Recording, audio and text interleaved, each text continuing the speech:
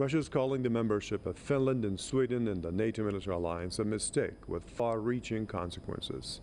Russian Deputy Foreign Minister Sergei Ryabkov says the move will radically change the global situation. He warned that the two Scandinavian countries should have no illusions that Russia will simply put up with their decision. The remarks came as Swedish and Finnish leaders have announced their intent to join NATO after decades of military neutrality. The foreign ministers of the alliance are now in German capital to focus on the membership bids of Finland and Sweden. Aside from Russia, which views NATO's expansion as a threat to its security, Turkey is also objecting to the move.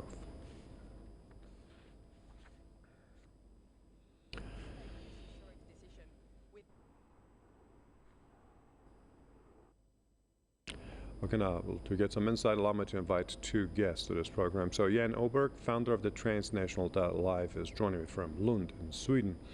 Also, Marcus Papadopoulos is joining me from London. He is a historian and political analyst and an author. Good to see you both, gentlemen. Let me start with Jan in Lund, Sweden. So, the first question that comes to one's mind when you hear this, maybe is also you come from Sweden, and that's one of the countries applying for NATO membership. What is it that has made Swedish officials and Finnish ones to want to join NATO and give up their neutrality? Well, when it comes to when it comes to Sweden, this has been a process that's gone on for a long time. I would say back to the change of policy that Olof Palme was murdered,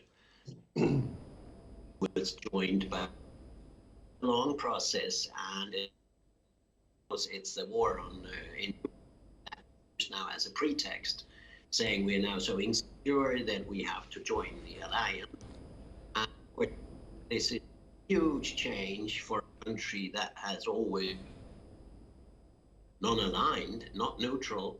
It's never in principle been neutral, but and is integrated, you know, with NATO and the United States as a host nation. The Americans would come to Sweden's rescue or anyhow. What's is Article 5 of NATO's treaty that have for the American war somewhere, and have probably also bases in Sweden, because that's what Denmark and Norway now will have. We're gonna over to London. Marcus, Russia is considering Finland and Sweden's membership in the NATO as a mistake that will have, in their words, far-reaching ramifications. Is that a mistake in your opinion? And what kind of ramifications would it have? Yes, I do consider it to be a mistake. It is a colossal mistake which could have colossal ramifications for world peace and world stability. For many, many years now, I have contended that NATO is an expansionist bloc, and under the cover of the war in Ukraine, NATO is poised to expand even further to the borders of the Russian Federation by admitting Sweden and Finland. And naturally, the Kremlin will adopt an appropriate response to that. If we take Finland, for example, for nearly 80 years following the end of the Second World War, Finland maintained good, stable relations with both the Soviet Union and then the successor of the Soviet Union, the Russian Federation. Therefore, there is no reasonable argument for Finland, indeed, together with Sweden, to be admitted into the Western military bloc, because Russia poses no threat to Finland. Russia poses no threat to Sweden. Russia has embarked on a military campaign in Ukraine for purposes of national security, i.e. to prevent Ukraine from becoming a NATO member, and therefore to prevent American strategic missiles from being deployed in Ukraine, together with strategic American air bases being established in Ukraine. So there is no justifiable reason for the two Scandinavian countries to become NATO members. I also find it extremely telling that the ordinary Finn and the ordinary Swede have not been consulted by their pro-Western ruling elites. If NATO and if the pro-Western ruling elites in Stockholm and in Helsinki are so confident that the Swedish population and the Finnish population are in favor of their respective countries joining NATO, then put it to a referendum. Okay. And there was a demonstration also yesterday in protest. Now, gentlemen, let's take a look at some social media reaction, then we'll continue with the discussions.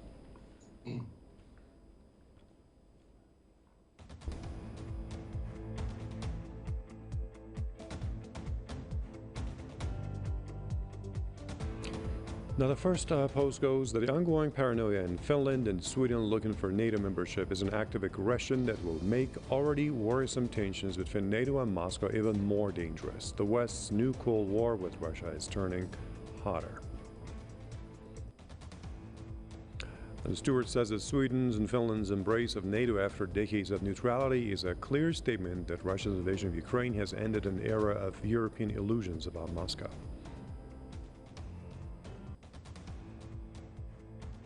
The third one says that Putin took on Ukraine because he didn't want them in NATO because of his behavior. He and he alone has caused a backfire by pushing Finland and Sweden toward NATO. The Russians have been poking these countries in recent years with incursions. And then another post goes that NATO is looking for pawns against Russia. They first used Ukraine and now they want to use Finland. When Russia attacks Finland, NATO will give voice from far away that we stand with you. Okay, now back to our discussion. Jan, Marcus said, and also we had also Russian leaders saying a few days ago that Russia poses no threat to these two European countries. Okay, what about now? Now that they're joining NATO, and after they join NATO, what will the Kremlin's stance be? Will it pose a threat? Will it start to pose a threat to those countries? No, I don't think so. I mean, you must take into account all Western are ignoring. Russia is a small economy, comparatively speaking, and a small military power with about $66 billion in military expenditures, which is about, what is it, 8-10% of NATO's.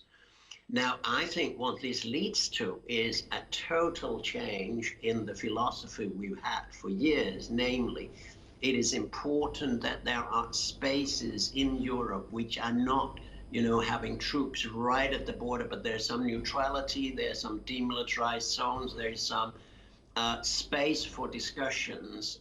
Whereas if you put bases of troops very close to the border, you reduce reaction time. The closer an adversary comes to your border, the more you will feel threatened.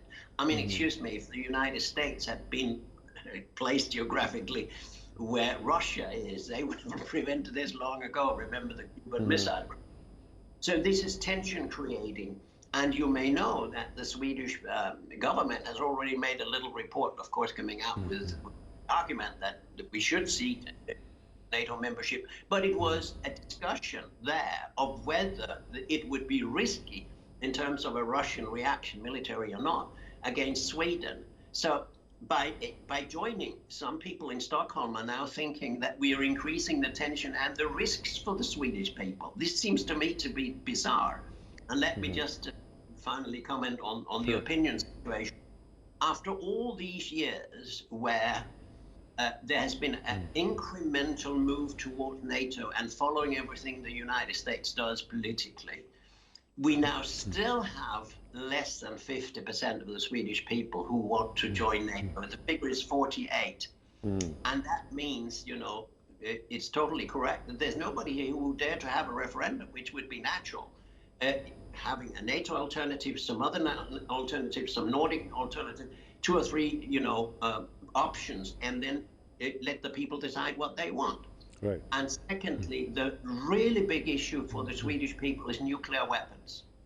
This is a nuclear-based alliance, as everybody knows. Sweden decided in the 50s, thanks to the women in the Social Democratic Party, that Sweden would have nothing to do with nuclear weapons. Now Okay. it's involving itself with this in a period in which last year the world decided that nuclear weapons should go. Right. Now, Marcus, of course, many are questioning whether NATO should exist at this time and age, but given what's happening and all these changes, the Ukraine conflict, and also these Sweden and Finland trying to join NATO, what kind of a prospect would you envision for security and peace in Europe? Well, despite public pronouncements by the leadership of NATO, together with the American and British governments, all is not well within NATO, because there are a number of countries who, in public and more so in private, have grave reservations about NATO's support to the Ukrainian government and to the Ukrainian armed forces. Hungary is one of them. Bulgaria is another. So when the West says that it is unified in regard to Russia, that is a lie. And also, the West has constructed a deceitful and dangerous facade regarding the war in Ukraine, in that the American and British publics are being told by their respective officials and mainstream journalists on a daily basis that Ukraine is winning the war. The reality is that over 20% of Ukraine is now controlled by the Russian army. Nearly 30,000 Ukrainian soldiers have perished in the conflict, and that the relocation of Russian forces from the Kiev and Chernigov oblasts were a tactical retreat, not a retreat. The two are quite distinct. Indeed, the recent Russian victories at Papasnaya and Rubizhne were not even mentioned by Western mainstream media. And the Russian victories at Papasnaya and Rubizhne were major strategic victories for the Russian army. So we see a smokescreen has been constructed by the West, and the response by the West is all about attempting to destroy Russia, to weaken Russia on its western borders, to encircle Russia on its western borders, and to increase the pressure on Russia on its western borders even further by admitting Finland and Sweden. That is not good for world peace. That is not good for world stability. And let us remember that NATO is not a defensive military bloc.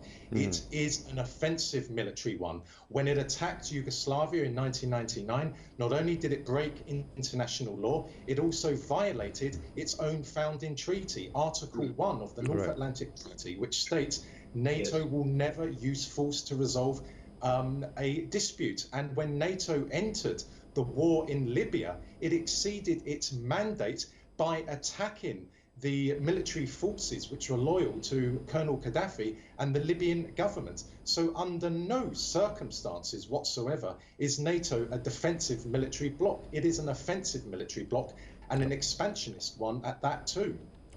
Okay, Jan Oberg, Marcus Papadopoulos, thank you so much for your comments and insight. And thank you, viewers, for watching this episode of the News Review.